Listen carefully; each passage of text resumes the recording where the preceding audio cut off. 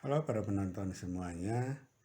Pada video kali ini saya akan menjelaskan tentang sosio budaya gizi pada etnis Soa. Saya mengkhususkan pada etnis Soa, namun saya akan mengaitkan dengan sejumlah budaya pada etnis-etnis yang lain. Dan sebenarnya video ini merupakan komentar atau tanggapan saya pada video yang sudah saya upload sebelumnya yang dibuat oleh salah seorang mahasiswa saya. Linknya akan saya taruh di deskripsi, bisa silakan dilihat di sana atau bisa lihat pada video saya yang sebelum ini. Pada video tersebut dia membahas beberapa hal ya. Yang pertama budaya patriarki, kemudian ada tradisi potong gigi atau kikingii, kemudian ada tradisi rori laku atau berburu adat, kemudian tradisi pemberian nama. Kita akan kupas satu persatu dan saya akan mencoba mengkaitkan dengan beberapa unsur budaya yang terkait. Yang pertama dia membahas tentang budaya patriarki. Di situ kalau teman-teman sudah menonton videonya bisa dilihat sejumlah ritual-ritual yang dilakukan berkaitan dengan budaya patriarki ini, bahwa setelah dilunasi mas kawin atau belis dalam istilah untuk di NTT, maka wanita harus pergi tinggal di rumah keluarga suaminya. Nah, berkaitan dengan tempat tinggal yang bersifat patrilokal ini, jika kita kaitkan dengan unsur budaya yaitu geografi, lebih khususnya menyangkut tempat tinggal, kita mengenal ada patrilokal, matrilokal maupun neolokal. Memang yang idealnya kita berpikir harus yang neolokal, di mana suami dan istri itu setelah menikah tinggal di rumah mereka sendiri. Namun tak bisa kita pungkiri bahwa budaya patriarki itu masih ada pada etnis Soak dan hampir pada seluruh etnis-etnis di NTT ataupun di Indonesia. Memang ada beberapa yang matrilokal seperti di daerah Minang, kemudian pada beberapa daerah di NTT itu di Kabupaten Malaka, kemudian kalau di Kabupaten Ngada itu pada etnis Bajawa. Berkaitan dengan sebenarnya tidak ada yang salah dalam tempat tinggal yang patrilokal berkaitan dengan budaya patriarki ini. Walaupun memang tentu saja seorang wanita yang selama ini dibesarkan di tengah keluarganya sebagai anak perempuan, kemudian setelah menikah dan dia berpindah ke rumah keluarga laki-laki, memang cukup berat secara mental maupun kejiwaan saat harus tinggal dengan bukan orang tuanya. Namun sejauh proses yang sebelumnya itu berlangsung secara normal, maka sebenarnya tempat tinggal patrilokal dari budaya patriarki ini bukan menjadi satu persoalan. Nah, biasanya yang menjadi persoalan itu kalau proses-proses sebelumnya itu tidak berlangsung secara normal. Proses pernikahan, perjodohan itu tidak berlangsung secara normal, di mana sebenarnya kearifan lokal kita mengatur bagaimana proses perjodohan itu bisa berlangsung dengan benar. Namun jika dilihat pada konteks kekinian, banyak proses-proses perjodohan atas nama kebebasan itu sering terjadi di luar kendali orang tua atau di luar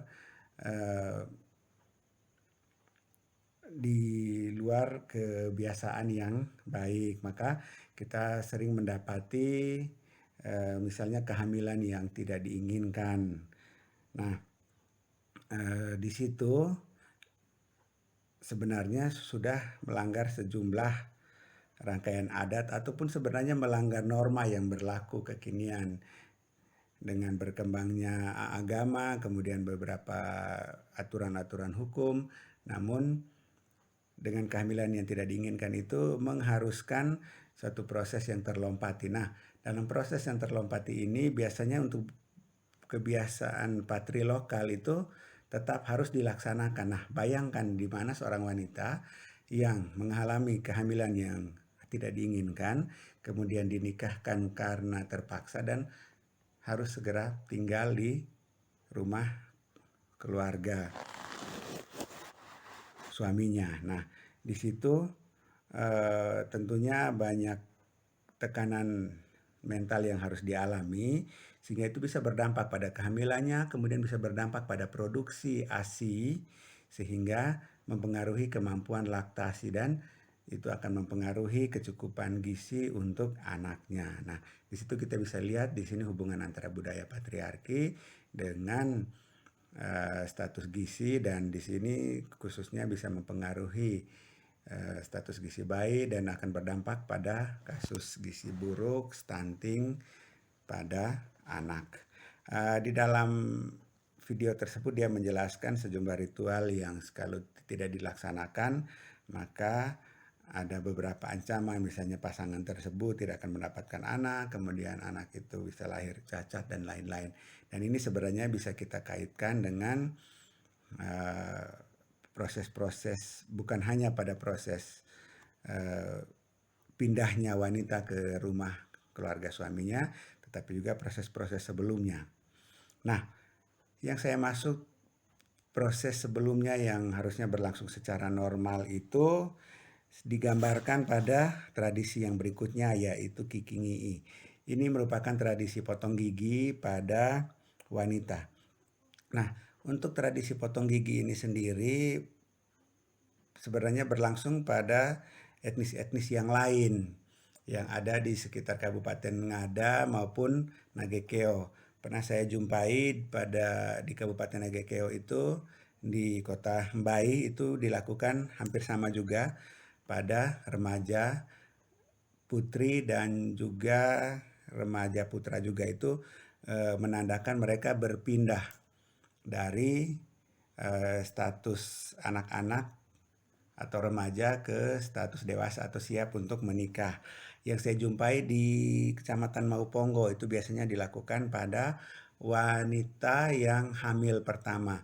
Kemudian pada etnis Riung di Kabupaten Ngada itu biasanya kepada anak-anak yang akan memasuki masa remaja. Khususnya bagi yang beragama Islam itu biasanya ditandai dengan kemampuan untuk membaca Al-Quran pada level-level tertentu. Nah, yang harus digarisbawahi di sini bahwa ini merupakan bentuk dari proses inisiasi atau proses-proses pendewasaan. Pada tradisi agama pun biasanya ada tahap-tahap seperti ini. Misalnya pada Gereja Katolik kita mengenal beberapa sakramen-sakramen yang bersifat inisiasi. Kemudian juga pada tradisi agama lainnya. Nah, pada tradisi-tradisi inisiasi ini kita melihat ada dilibatkan di situ nilai-nilai pendidikan karakter. Kita lihat pada video tersebut memang diceritakan beberapa tradisi, beberapa kegiatan yang harus dilakukan, yang dimana di situ ada melibatkan nyanyian-nyanyian, doa-doa untuk melibatkan juga para leluhur, sejumlah tradisi makanan-makanan wajib,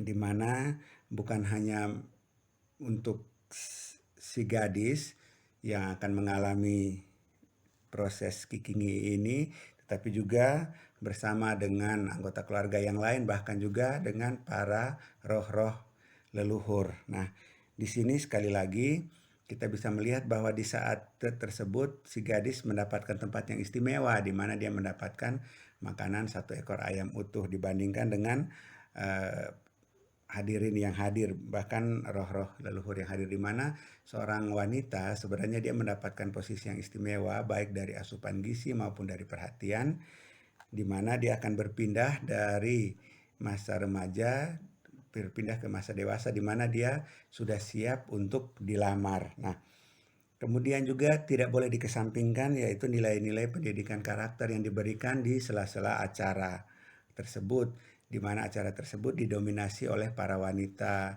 dewasa atau wanita yang sudah usia lanjut, di mana mereka bisa memberikan masukan-masukan ataupun pengalaman-pengalaman hidup yang akan berguna bagi wanita tersebut.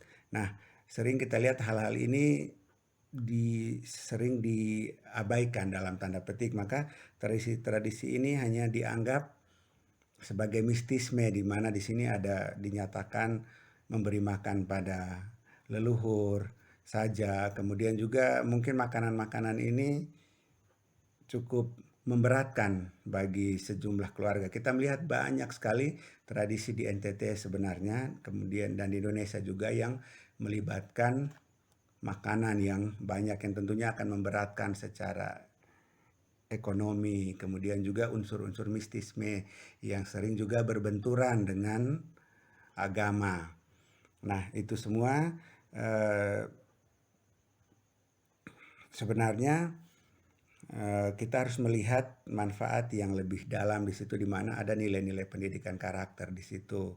Nah, seperti yang sudah saya jelaskan sebelumnya, misalnya pada gereja Katolik ada sejumlah sakramen inisiasi. Nah, sebenarnya sebelum sakramen tersebut, malah termasuk dengan sakramen pernikahan, itu biasanya diawali dengan proses pendidikan yang cukup lama, baik itu misalnya permandian, kemudian sakramen ekaristi atau sering disebut dengan sambut baru, kemudian pernikahan, biasanya diawali dengan pendidikan yang cukup lama. Lebih-lebih bagi yang mengalami sakramen permandian di usia dewasa, itu pendidikannya cukup lama dan rumit. Namun akhir-akhir ini memang tak bisa kita pungkiri proses-proses tersebut sering diabaikan atau hanya sekedar formalitas saja.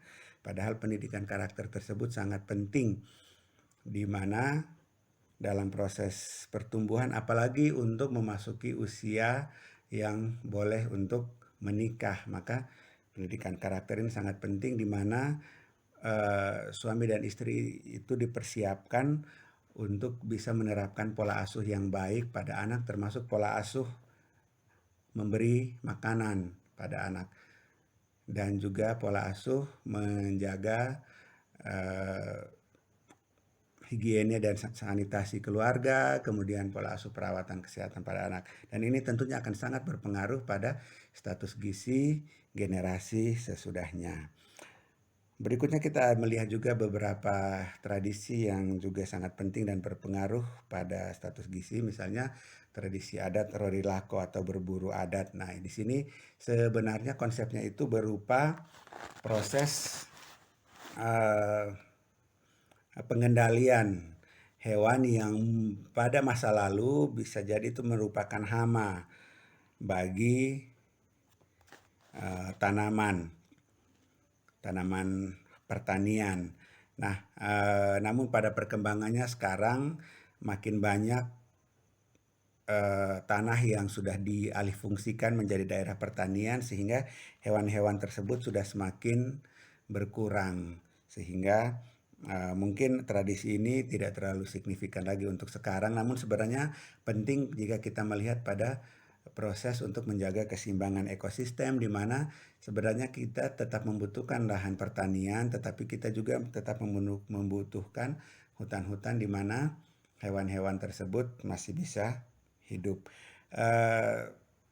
Di video tersebut dibahas juga bahwa untuk melakukan tradisi ini disesuaikan dengan siklus kalender budaya, di mana ada penanggalan yang berbasiskan peredaran bulan. Kita ketahui bahwa kebudayaan di seluruh dunia itu sebenarnya memiliki yang disebut dengan penanggalan ini. Nah, kita kembali pada konsep budaya, bahwa budaya itu lahir sebagai respon pada alam untuk manusia dapat bertahan hidup. Hampir semuanya, termasuk dengan penanggalan ini. Jadi misalnya pada etnis Soa ini, mereka melakukan ada bagian berburu adat.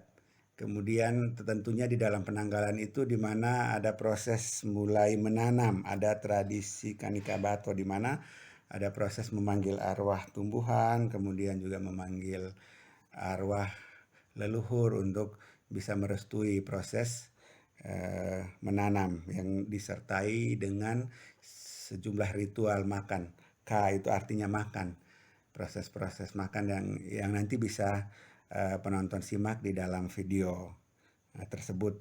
Tetapi di sini di mana kita melihat bahwa pentingnya untuk hidup selaras dengan lingkungan. Di dalam tradisi-tradisi pada etnis Soa ini ada juga semacam sumpah adat kepada bersama dengan roh leluhur untuk bisa uh, melakukan setiap proses ya dengan benar sehingga menjaga lingkungan. Kemudian yang terakhir di sini ada disampaikan juga tradisi Lawiazi atau pemberian nama.